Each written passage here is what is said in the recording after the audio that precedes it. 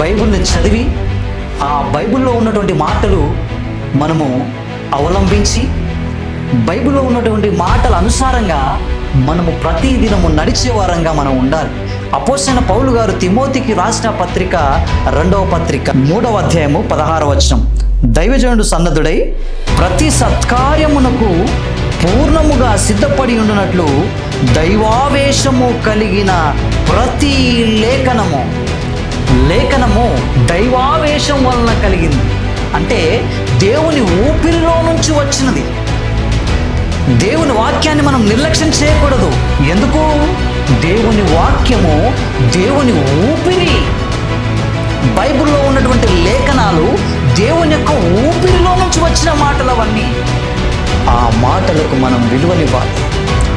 ఆ మాటలకు మనము శిరసా వహించాలి.